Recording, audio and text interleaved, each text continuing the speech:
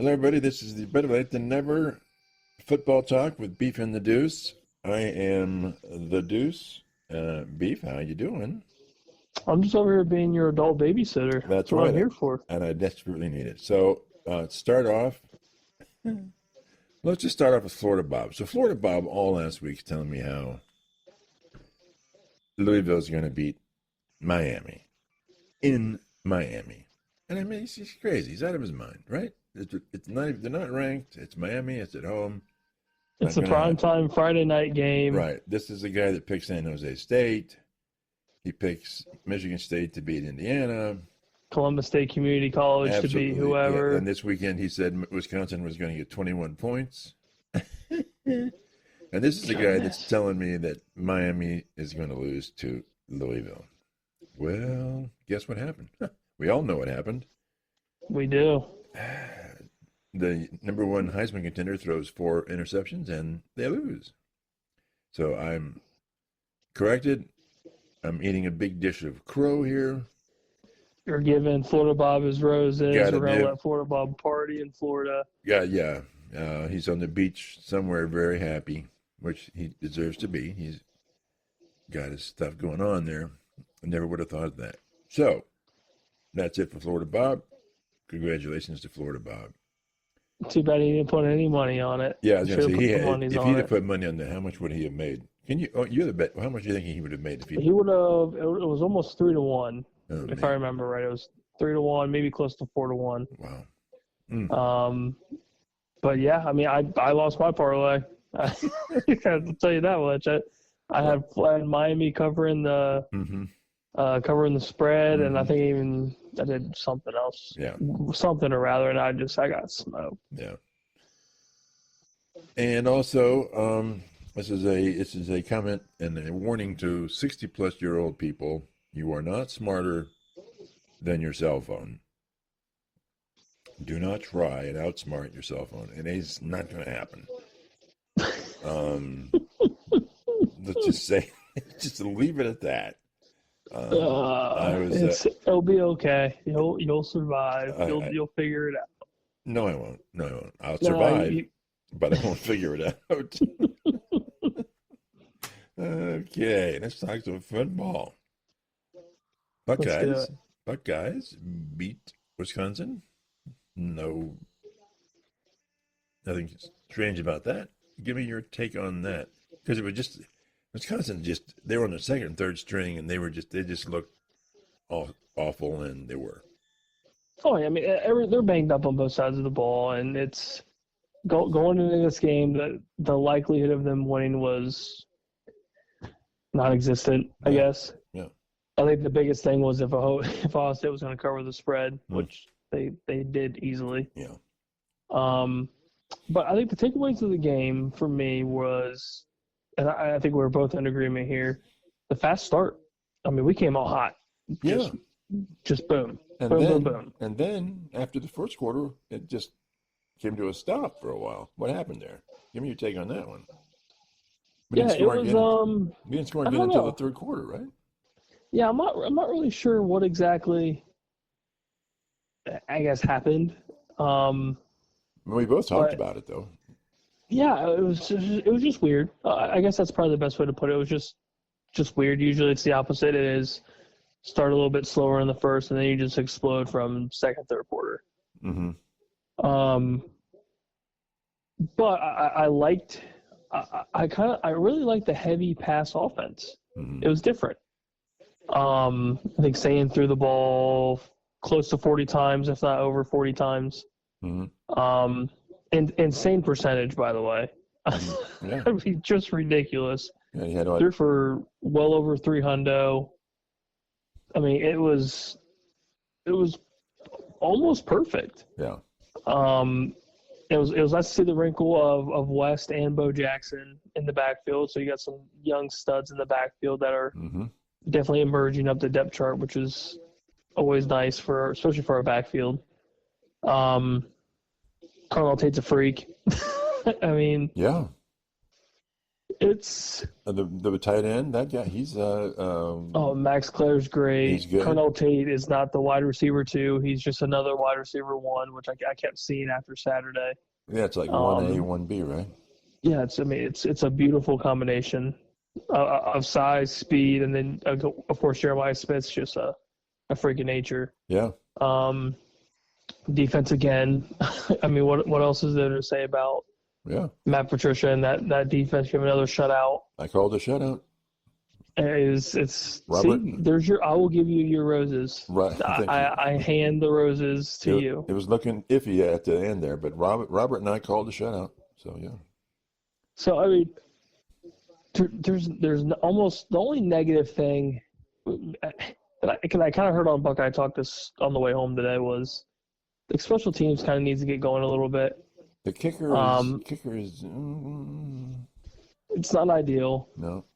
So I mean, I guess that if there's any, sad spot on this team, it would be special teams. But from kind of what Coach Cooper was saying, Paul Keels and those guys at the table, it's coming, and it's after the bye week, it's going to be one of those where it's going to be a key factor and a very important point to kind of figure out. But outside of that, I mean, this team it's on fire. Yeah. Obviously, undefeated, number 1. Everyone's just falling off the face of the planet, it seems like, outside of us in Indiana. And it's fun. It's fun to watch this young team just go out and continue to get better every week. This defense is just it's almost like we're seeing another version of the Silver Bullets. I think Smith said he thinks this team's better than last year's team. It's starting to look that way. So truly, give me your take on that one. This year or last year? I mean, if it's the team as a whole, because I mean, there were 2 different teams. If you look at it last year, you had there were the beginning of the season towards the Michigan game, which was they were good. They were good. The Oregon team, during that matchup, they were a good team.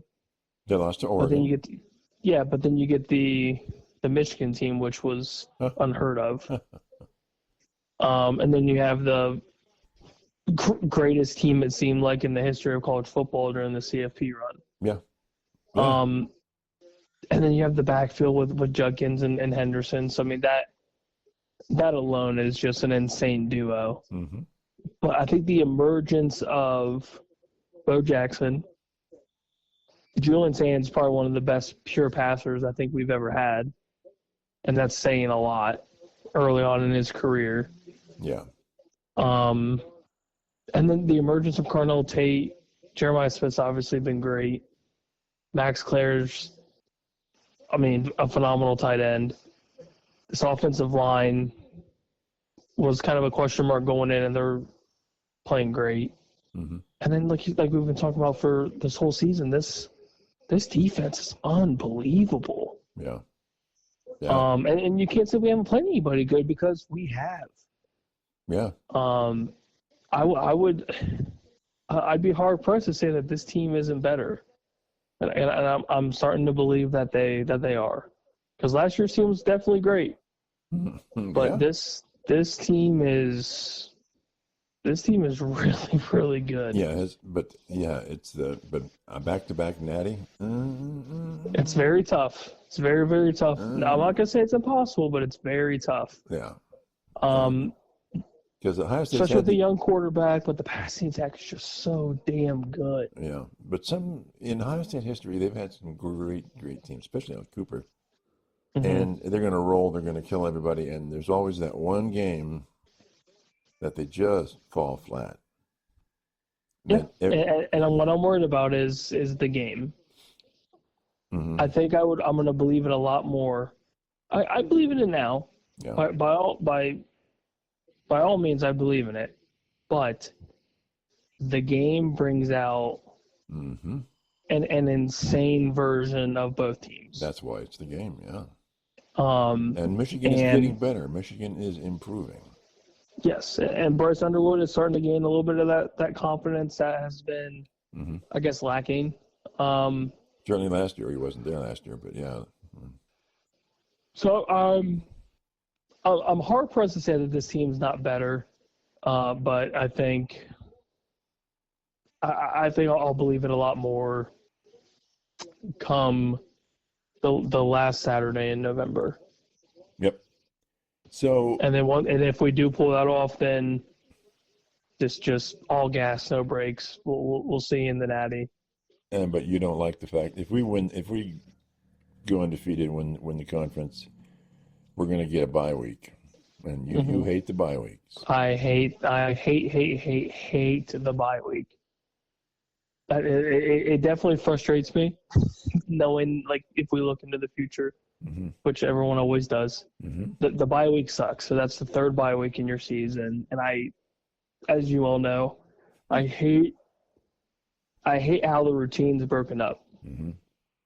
Especially coming after, if you make it to the Big Ten championship, more than likely you've beaten Michigan, I would assume, and then you've beaten what seems to be more than likely Indiana, unless they falter this last half of the season. Not likely, but you never know. And then you just stop playing for a week, like drives me nuts. Drives me nuts. But I think the way Oregon faltered was just a lack of coaching, in addition to the fact that Buckeye team was just on an absolute rampage. But I think if you flip it and we're in that same situation, I don't think we're going to falter like that and just get absolutely embarrassed. But we'll see. At the end of the day, nobody truly knows until it actually happens. But it definitely makes me nervous, for sure. Yeah. No, he lives in our hearts forever. We love him.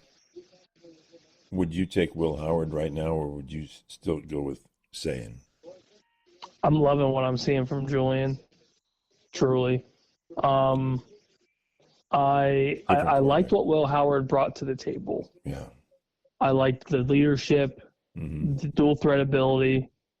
But if I'm looking at kind of how the offense is producing and how the offense as a whole looks, I think it looks so clean with Julian right now. You just look at the way the passes he's throwing passes. He's throwing so much better passes than Will Howard did, and I hate to say it. It's a beautiful thing. And the offense, you could argue that it was definitely different last year to this year because the rushing attack was so dominant with Quinshawn and Travion, and the passing attack wasn't really needed. But if you look at this year, we can almost do whatever we want because the running backs are so good. Julian Sand can just throw it on a dime and not even try. Yeah. And the deep ball, it's always there. It's always a threat. At least with Will Howard, it wasn't necessarily always a threat. Yeah. You have to worry about everything with Julian because he can hit everything. Yeah. With ease. Yeah. He's hitting his deep receivers in stride, which is something that Howard and a lot of OSU quarterbacks, they would hit him, but you have to hold up and wait a second, and that's Anyway. Yeah, it's remarkable. I mean, and he's doing this in half a season basically. Right. And he's putting up Heisman caliber numbers off the bat against good talent, good teams. And he's spreading the ball around, which is even crazier. Cardinal Tate's becoming this insane receiver, which we knew he was already great. Jeremiah Smith's almost kind of like a decoy, even though he's the guy.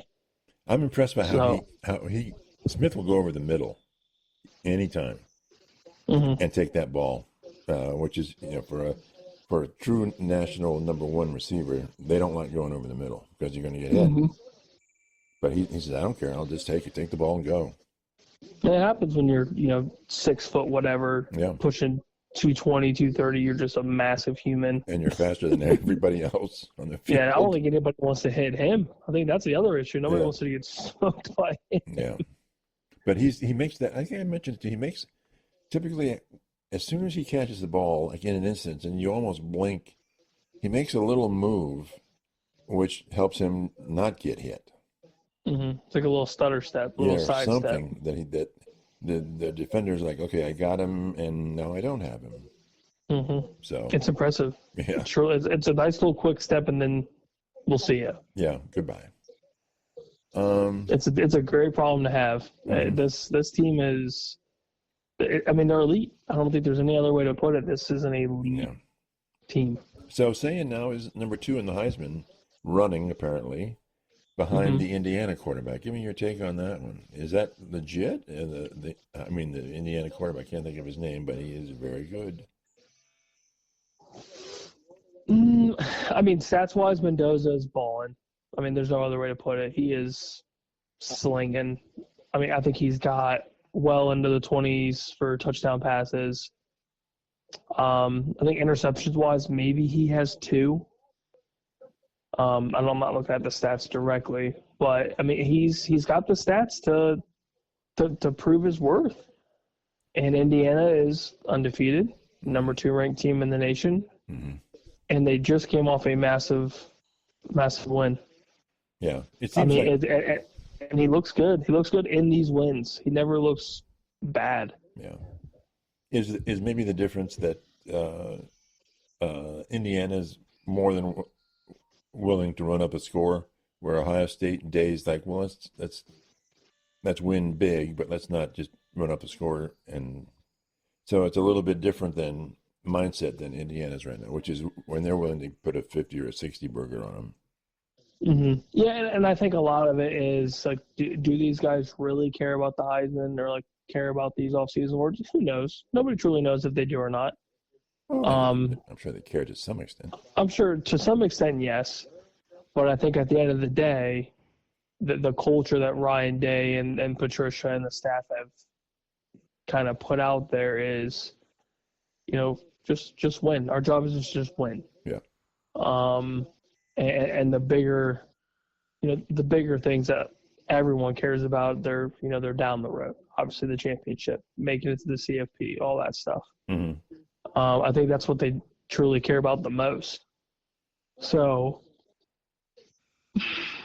I mean, I can't say that Mendoza is better than Julian Sayin, but I think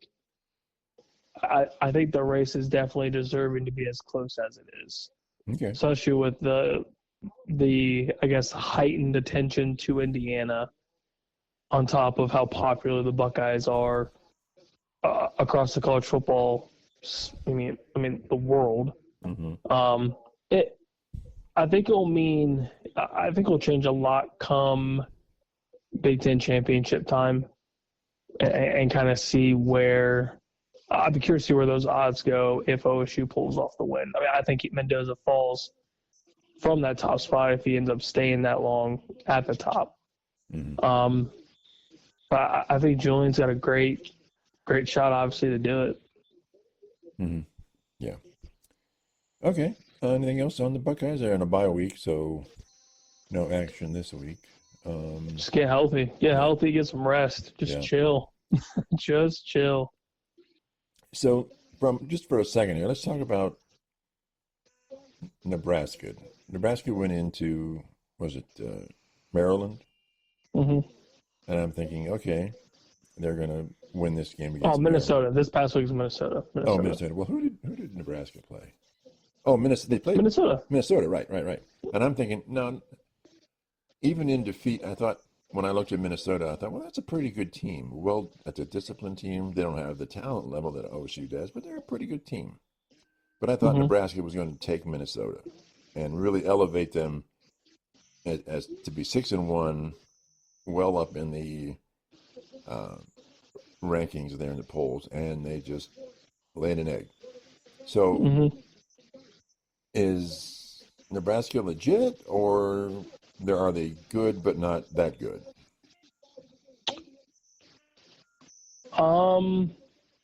I think they're an average team. I think overall they're average. But I also think Minnesota just came to play. They're defending home turf. Yeah. And Nebraska, just like you said, they laid an egg. I mean, you didn't score a touchdown. Yeah. Yeah. And I also think, too, Minnesota's coming off a pretty embarrassing loss. Now, did they want to score points and put up more of a fight against Ohio State? Of course they did. Sure. But knowing how PJ Fleck is, his personality, how he coaches, he probably lit a fire under that entire team's ass. I'm a fan of his. I'm a fan. Yeah, and I think his coaching style is obviously very Jim Tressel-like, which is a given. He was under Tressel during his tenure. Yeah, which is a winning. But I definitely think he kind of fired up this team, and so let's start here. Let's start over. Like it's you're 0-0 right now. Just get a win. Just get a win. And I think that's what they did. They just came out and just smacked Matt Rule, Raiola, and that entire team. Just smacked them in the mouth. Yeah. And you can tell from the score. I mean, I think Nebraska had 2 field goals. Yeah. Shocking. That's insanely impressive. Yeah.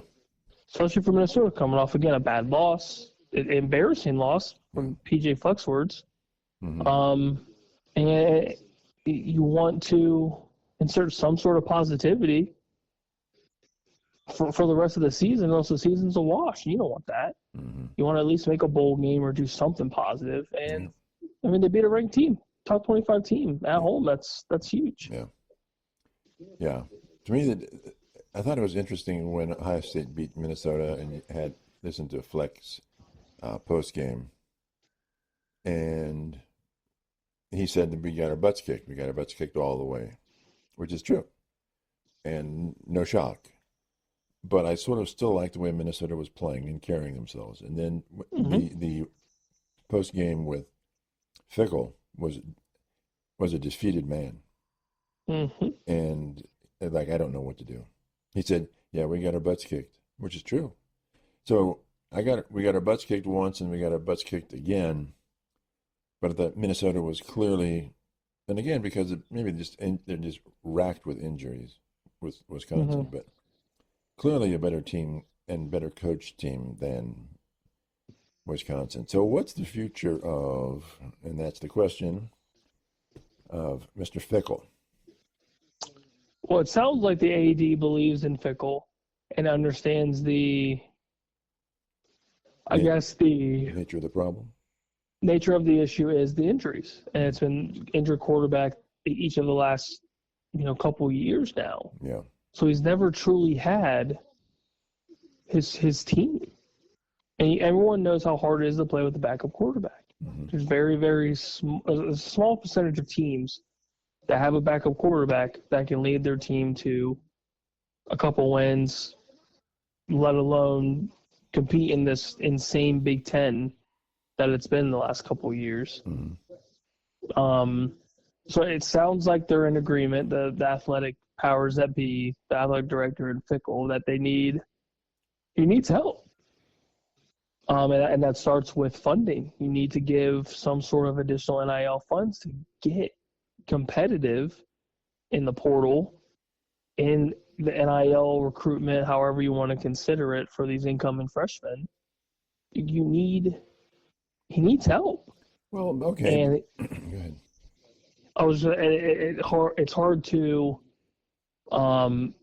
It's hard to compete in this NIL world when you don't have the funding for, kind of for that battle. And if Fickle's been trying to change this offense from what Wisconsin's, I guess, used to being, which is a, very heavy run first type of offense, to more of a, balanced, play calling scheme, you're not going to get a ton of talent with very little money. You're not going to have like what Texas Tech's been able to do. Obviously they just lost here this past weekend, but they put up $20+ million and look where they're at. Yeah. OSU won a national championship last year, put up $20+ million. So the recipe for success is there. It's just you need the money to do it, and they haven't really, forked it over yet. Well, here's a counter view on that, and he has gone out the last couple of years, and his quarterbacks have been through the portal with NIL. So they're not homegrown quarterbacks, and everyone that he's recruited ended up injured. Is that I mean, you can't predict that, but is that a pattern of, that's like weird that all of his quarterbacks are getting injured and he went out and paid big money for them. Mm-hmm. And some of it you could also say is just, shitty luck. Yeah. You can't really blame anybody for that. Yeah. But I think a lot of it is too is just to get quality backups, mm-hmm. And that's going to be hard wherever you go, whichever coach you are, wherever you coach. It's hard. Mm-hmm. But then on top of that, it's not just a quarterback. Like, you're getting defensive players. Your secondary is completely done. Mm-hmm. The captain of your offense, typically the quarterback, hurt. And then you also, the caveats, all of that is you play the Big Ten. This top half of the Big Ten is just insane. Yeah. So, I mean, you're just kind of damned if you do, damned if you don't for anything and everything. Mm-hmm. So if you're looking at it from a grand scheme of things, can Fickle really do anything? Probably not. As much as he would want to, or as much as he thinks he can do one thing to fix it, it's hard. It's going to be super, super hard. So maybe they give him the benefit of the doubt for the next year, maybe two, to see if this additional funds can do something. But I mean, it's uncomfortable. Your fans want you fired, and you're hearing it across the entire stadium. It's not a great feeling. So we'll see. Yeah.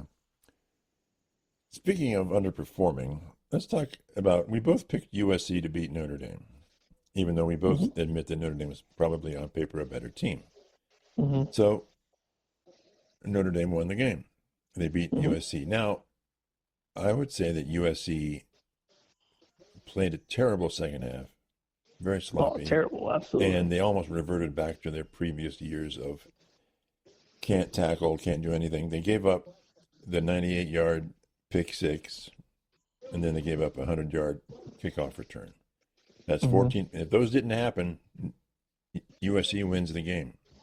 Yep. But, and you got to give credit to Notre Dame, they had to have it, and they somehow got it. And I'm a big believer in Notre Dame.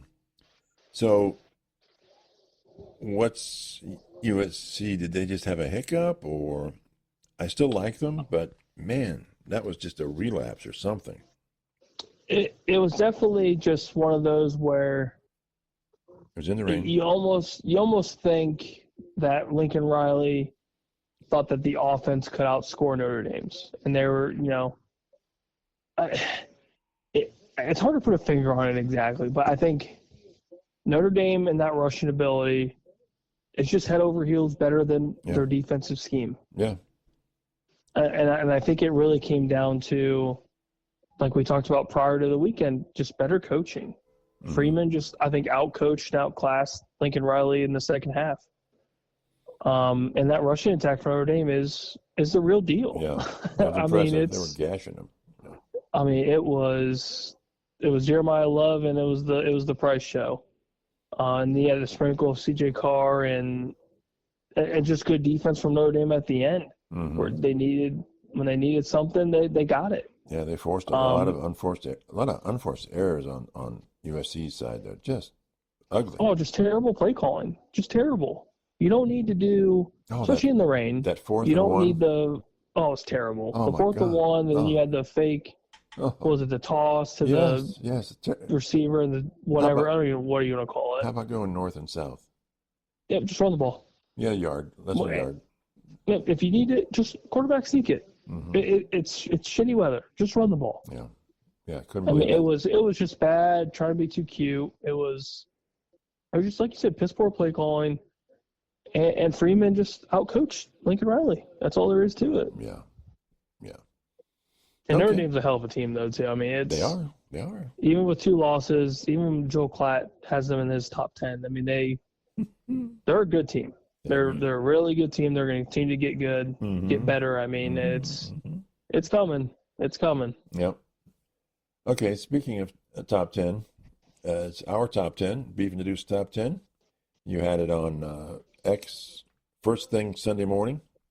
We had the best. We had the first. It's the Beef and the Deuce top 10. Check it out. Here it is.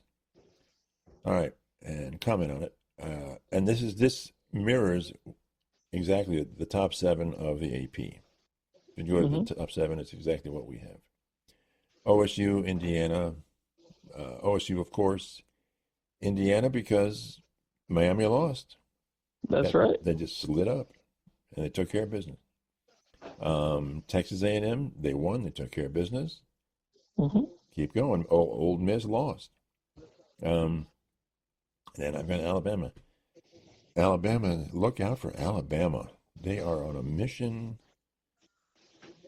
Somehow they're hot. They are a hot team. What do you think? It's fun. It's fun to watch, truly. Yeah. As much as I don't like seeing Bama be, I know. as good as they have been, it's something. Yeah. So you're good with 4? Yeah. And then I have Georgia and then Oregon, and we talked about that, and you thought Oregon's a better team. My theory on that was Georgia had a much better win, beating Ole Miss versus Oregon, who beat Rutgers. Right? They took care of business. They put up a lot of points. Oregon did what Oregon needed to do, and that's great.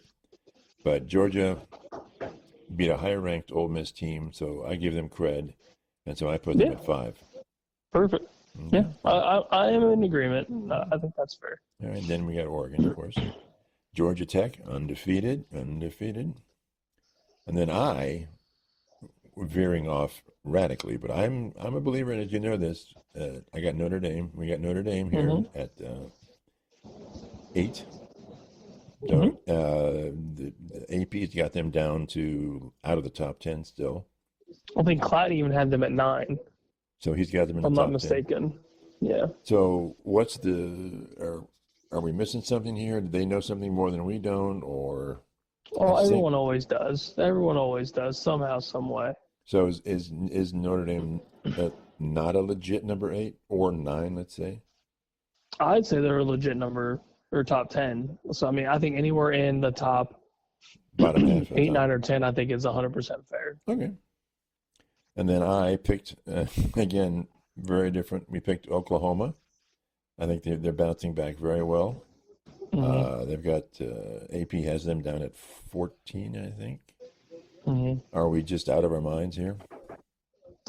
Maybe. Just maybe. Maybe. Okay. But I mean, and I think a lot of it is too. Is like I think a lot of people think they're going to fall with this insane schedule that they have. Yeah. So I mean, you can't say whether or not that has any influence, which it shouldn't. But then again, I mean, but they still have, a tough schedule coming up. But Mateer's playing great football. Venables is coaching one hell of a season. Yeah. So I mean, I think it happened. Okay. And then I've got they have Miami at 10. I do not agree with that. And I've got Ole Miss dropping to 10 because it was close. They obviously lost, but it was a close game against Georgia. So I still think they're a legit top 10 team. There's some talk about Vandy being number 10, and that's kind of got me. Yeah. It's kind of got me thinking more and more after kind of seeing Joel Klatt and the AP. I'm kind of like, well, where's Vandy? Yeah. Well, okay. So that's the top 10, right? And then if we're looking at we do the 11 through 15. So then I've got Miami at 11. So it's not if they had them up in the top 10, we've got them at 11. So it's Miami, Vanderbilt, Texas Tech, Brigham Young. We would like to reward winning teams. And we both picked Utah, and Brigham Young won that game. We stink. And then, we just stink. And then, I don't know, even I wonder myself, but LSU at 15. They're still a 2-loss team. So. The benefit from playing in the SEC with everyone being ranked. Yep. I mean, if they lose close games, it's kind of sort of almost as good as a win sometimes, depending on how you look at it. Yeah, it's how you play the game. And everyone's falling like flies. So I mean, it's the top 11 teams, 5 of them lost. That's insane. It's something. Every week, it's something crazy. It's like, how do you figure this out? Because it's like whatever. It's just crazy, and I love it. I love it every week. Yep. Anything else in the program coming up? this week that any upsets you're looking at this week? For the pro game? No, for college right now. Oh, for college? Let me see here. I was looking at it a little bit earlier, and I was still trying to figure it out. I mean, the Vandy-Mizzou game will be very interesting, I think. Just to see if Vandy can kind of keep their hot streak going. Mm-hmm. I don't know why this was even brought up, but the magic of UCLA and Indiana for that matchup. Could UCLA do something crazy again? I'm like, oh God, here we go. I don't think so personally, I don't but that's just me. The Ole Miss Oklahoma game is intriguing to me. Yeah, that's a good test for both. Especially with Ole Miss coming off of Close loss to Georgia. Yeah, coming off a loss. If they can bounce back, I mean, this is the time to do it. Yeah. Outside of that, I kind of I'm looking at this Iowa State BYU game, and for some reason BYU is the underdog. Right. So I'm liking the Mormons, the Fighting Mormons. And then the night game of the week, A&M, your Aggies, Hook 'em Aggies, and the LSU Tigers. Give me the Aggies. Give me LSU at home. You're crazy. Okay. Give me LSU at home. You just love the chaos, don't you? I love the chaos, and I love the night home field advantage. It's ruthless. Yeah. It's just ruthless. That is in LSU. That is at LSU, right? Yeah. Yes. Oh, absolutely. Yeah, that's going to be brutal. Okay. Enough said about that, I guess. Let's talk some professional football. Both of our teams won. Brownies and the Cowboys. Cowboys looking pretty good there. What do you think? I can't believe our offense is as good as what it is. Truly. Something happened a couple of weeks ago. What happened here that sort of turned them on? I think I don't want to quote myself, but I think I gave myself, or I didn't give this offense enough credit. Or I didn't give Schottenheimer enough credit for his offensive play calling. But I think a lot of it has to do with just establishing a rushing attack. Javonte Williams shocked the hell out of me this whole season so far. He has been a pleasant surprise. I laughed at the signings just because of the injuries and all of this stuff from last year. I didn't give him a ton of credit, so I will eat my words on that. Okay. But the offensive line has played well. And I think a lot of that has to do with just the play calling as a whole. It's the run first idea, which is great. It's always been good for what Dallas has been successful in however long. So I think that's been beneficial. CeeDee Lamb and the George Pickens duo has been great. And as bad as our defense has been, we're coming up. I don't want to say clutch because it's not insanely clutch, but we come in clutch when we need to. Like that pick six with Deron Bland was huge and kind of solidified the game for us. And pressuring Jaden Daniels and kind of just making him feel uncomfortable, which is what we needed to do. And then he gets hurt, and again, the rest is history. But having this high octane offense is going to keep us in a lot of games, especially in the East. And then we played Philly pretty well, and then we've beaten Washington. We tied Green Bay. So we're playing. When we play good teams, we play to the caliber of those teams. It's just that damn Carolina loss is gonna. I think it's gonna ruin us later on the season when it gets into that. That true bulk of that schedule.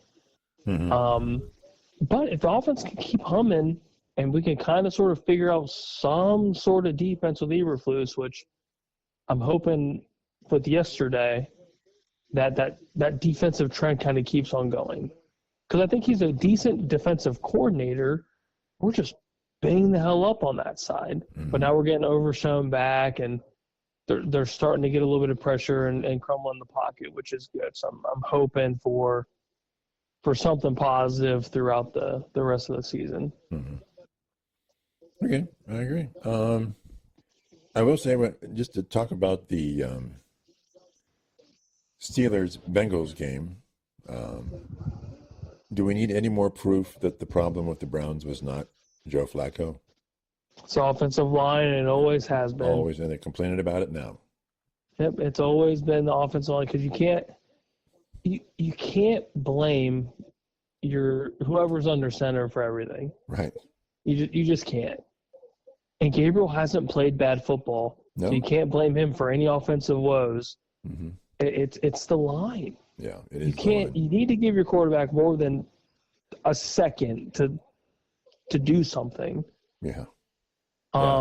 He doesn't throw downfield because he doesn't have time to throw. Exactly, and then the receivers that you do have, stone hands, butterfingers. Mm-hmm. I mean, it's brutal. And look what Joey Flacco did with the Bengals. I mean, it was prime Joe Flacco. It was great. I mentioned to you that between him and Rodgers, it was just a clinic of how two men who can throw the football so well. They just know how to throw anybody. that ball. To anybody. To anybody. If they have more than a second and a half, mm-hmm. they're hitting their spots, and they're hitting who they're supposed to. Yeah. I mean, it was beautiful football. It was a great game. As much as people were hating on the drunk uncles slinging the ball, I tell you, they played great football. The Hail Mary at the end, of course, didn't matter, but the fact that Rodgers could throw it 65 yards in the air into the end zone is just insanely impressive. And he threw it to especially exactly with the arc that it had. Oh, my God. Beautiful. I'm like, this guy just threw that ball. Yeah, with ease. Yeah, I was like, I'll do it again tomorrow if you want. It's like, okay. Just let me ice my arm just real quick, and then I got you. Yeah. So it was a beautiful thing. Mm-hmm. So let's talk about the Browns here for a second. They beat Miami. The table is yours. Well, good for them. They beat the Miami Dolphins. The only thing is, Miami Dolphins are a terrible, terrible team. And they made so many mistakes that it just, 3 interceptions, a couple of fumbles, and they gave the Browns good field position. I'm not taking anything away from the Browns. A win's a win in the National Football League. And it's a good thing to build on, but, I wouldn't be crowing at the top of the mountain too much with that win. That's all I'm saying. I mean, what can you say? They look good against a really bad football team. That's all. I think the positive thing with this, defense played phenomenal. Yeah, but okay, yeah. And you established the run, and you stuck with the run. Yeah. And I think that's been the issue, at least not this week, but the week prior. Yeah. Was that Judkins wasn't a factor. Right. And he should have been, especially at the end, at the goal line. Mm-hmm. You're just refusing to give this dude the ball. Mm-hmm. Give him the damn ball. Yeah. Yeah, that didn't work. You will score 10 times out of 10 if you have 4 downs to do it. Yeah. Promise. Yeah. Even with as shitty of an offensive line as you guys have, that man will score. Yeah. I like the fact that Gabriel only through 18 attempts or something like that. And they relied on the run, and good on them that they're leaning on their strength, and their strength is Judkins. And let's see what they can do. But I don't think they're playoff bound at all. But the North is up for grabs. Yeah, it's up for grabs, however you want to look at it. All right. So here's a question to you that I think I asked you, and you would have avoided it. If your team was the Cleveland Browns defense, and right now the Cincinnati Bengals offense, how good would that team be? Would it be the best team in football? I think it would be one of the best. I think. So you still have to deal with the emerging Eagles offense right now. Mm-hmm. After yesterday, seeing that, oh, wait a second, we have A.J. Brown and Devontae Smith. We should throw the ball. Yeah. They finally remembered that. Yeah. I know it sounds crazy, but the Giants are kind of emerging. Nothing like to write home about, but it's probably one of the better Giants offenses that we've seen in a long time. Mm-hmm. Denver just put out 33 points in the fourth quarter yesterday. Yeah, come from behind, man. I thought they were going to lose that game. I mean, Dallas's offense, of course. Yeah. How about but the a lot of Patriots? these teams, it's the Patriots. I mean, insane, truly insane. So I mean, it's hard to say that they would be the best, but I truly think they would be. They would be in that kind of like top 7 conversation probably, because that defense is so good.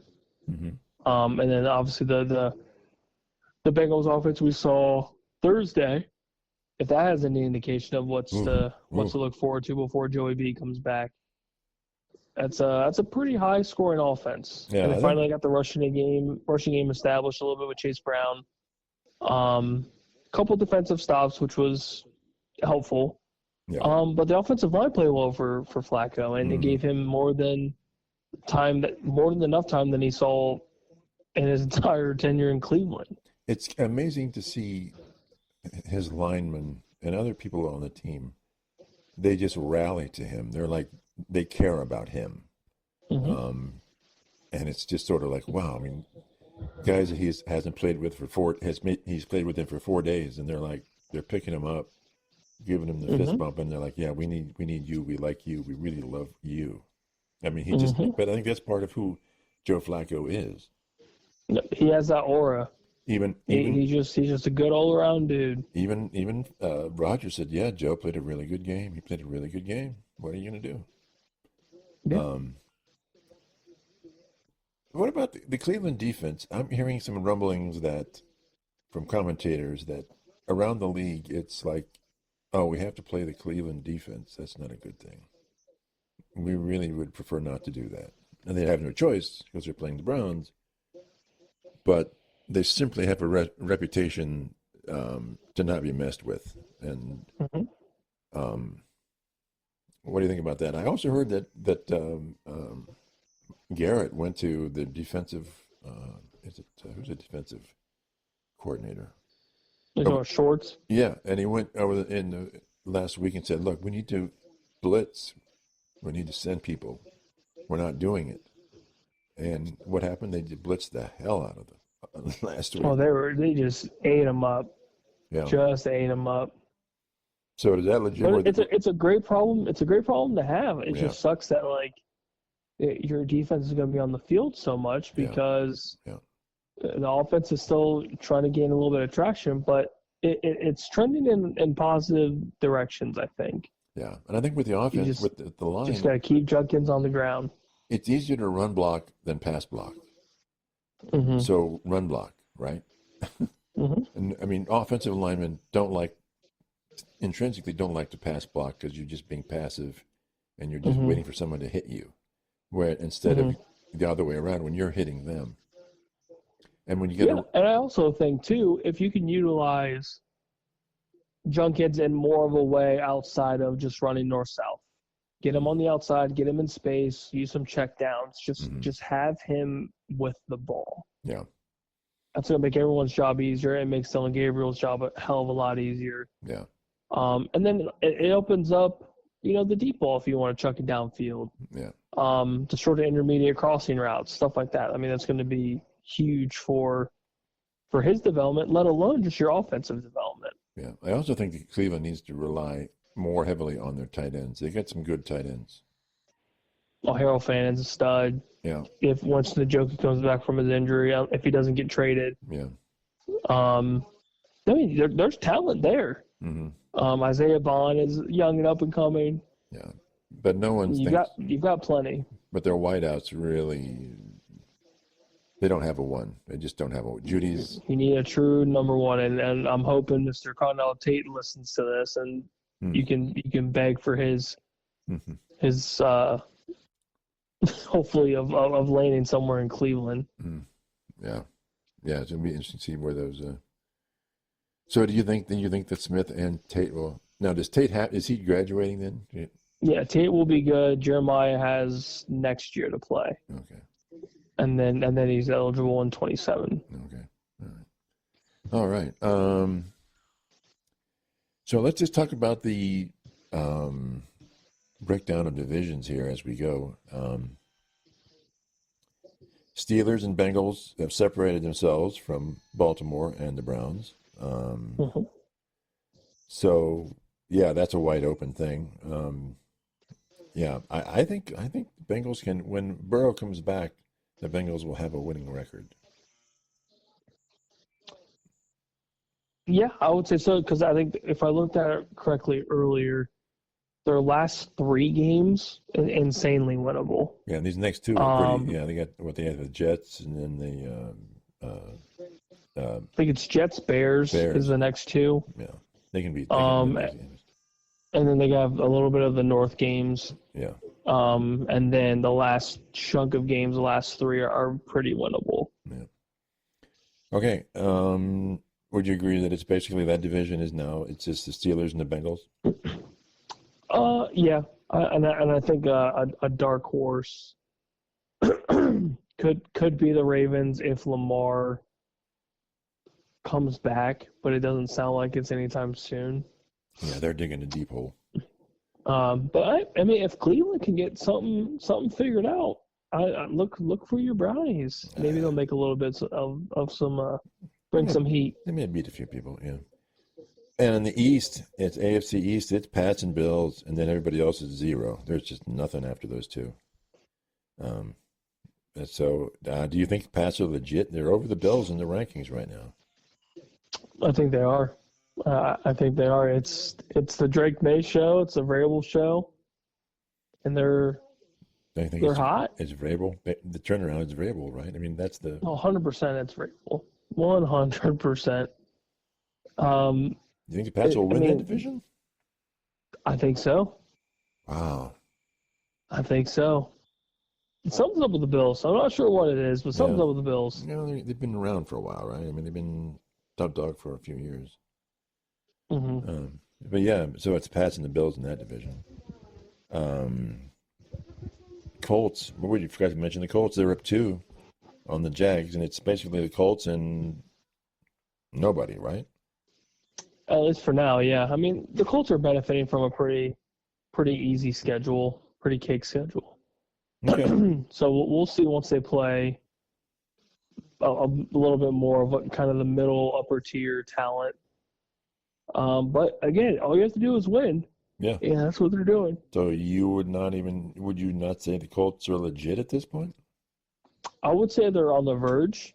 I need to see them play just better teams. Like I think the Chargers were a good test, but the Chargers are also just kind of flimsy. You never truly know which Chargers squad you're going to get. Yeah.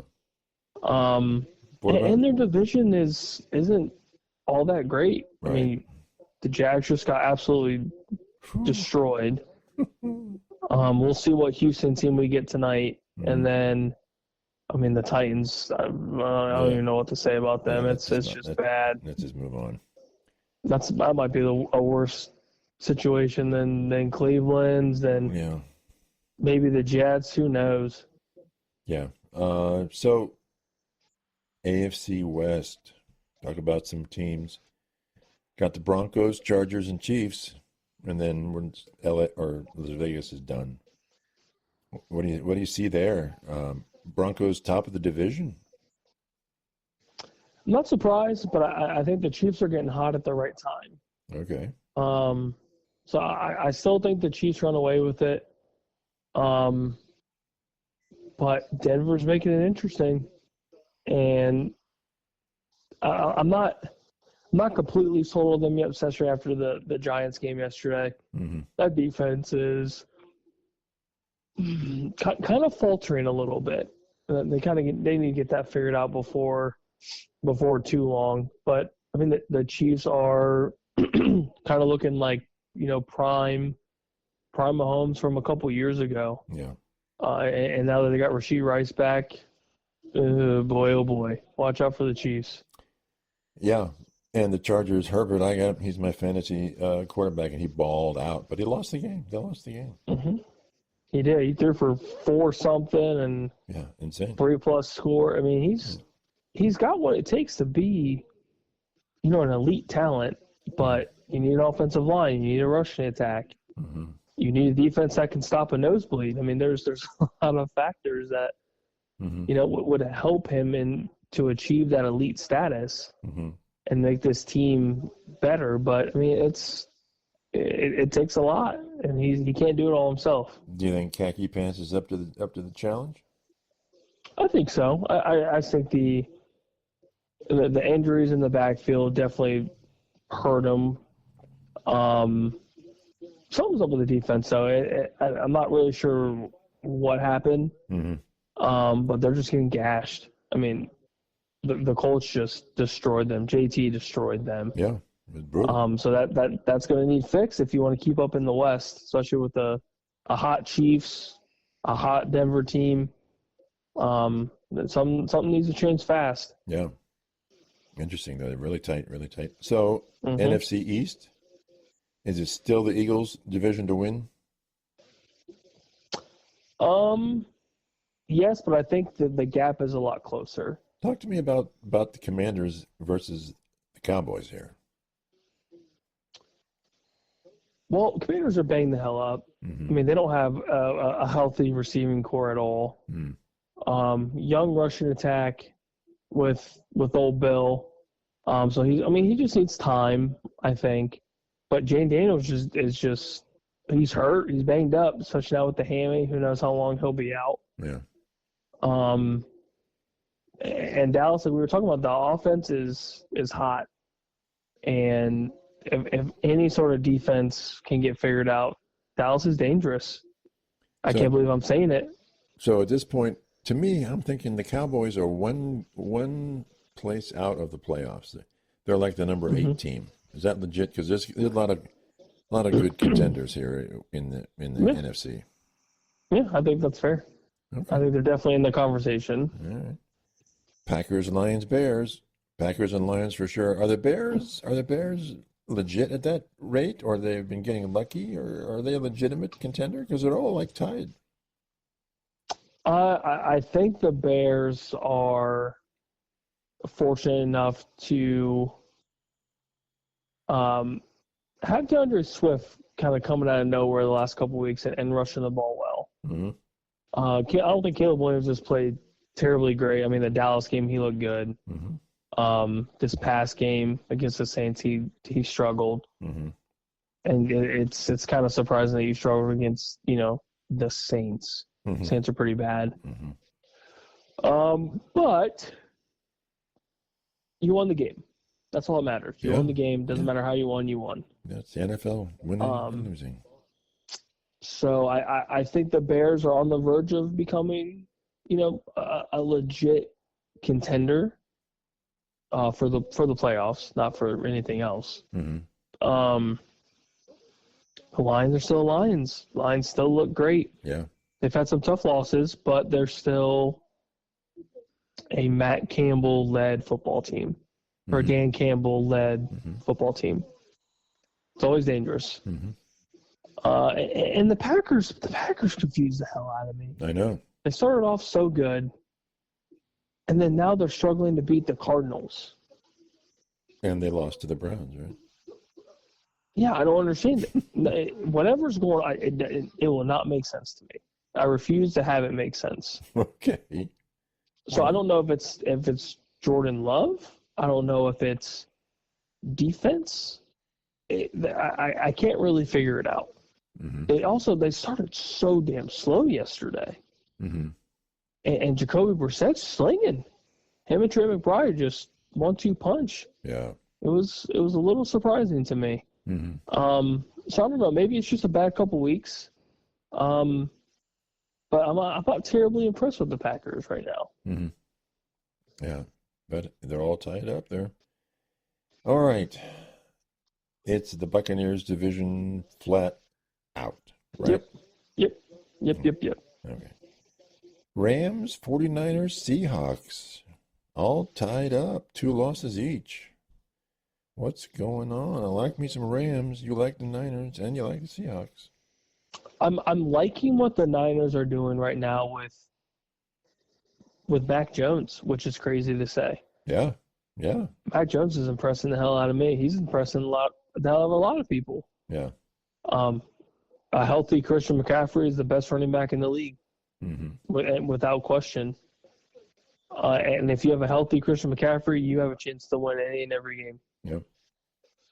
And the Rams are playing some damn good football. Matt Stafford's looking like young prime Matt Stafford. Even without Puka, I mean, they dominated the Jags. I give it to the Jags, but they dominated them. Mm-hmm. That's insane. Yeah. And then the Seahawks are a pleasant surprise. I think going back to the NFC North, I'm starting to think that the Vikings regret letting Sam Darnold go. Yeah. Yeah. Yeah. Like true, I truly think they regret it. Not saying Carson Wentz has played back, because I think he's played pretty well as a backup. He's given them a chance to win every game. Now we'll see what happens with J.J. McCarthy coming back from injury, but going back to Sam Darnold, he's playing some damn good football. Yeah. Him and JSN are one of the best duos in the NFL right now. Right. The only issue with Seattle is their rushing identity is unknown. Right. We don't know if they're trying too hard to be 50-50 with Walker and Charbonnet. They need to almost just figure out who's the better of the two and just run with it. But the defense is playing well. That's their only, I guess, hiccup is just the lack of rushing. Because everything else, I think they're playing just fine. Okay. And their defense is holding up? Okay. Well, anything else with the program right now? Anything that's surprising you? Nothing yet. I mean, we're sitting here dealing with the Lions Bucks right now, and like we were just talking about the Lions a little bit ago, they still look good. Yeah. Even without Ben Johnson, they still look good. We'll see how the Seattle-Houston game goes later, but NFL's getting a little wild already going into the halfway point. It's been fun. Okay. Check us out on X, of course, and then like us on the YouTube and subscribe. We'll talk to everybody next time. Bye.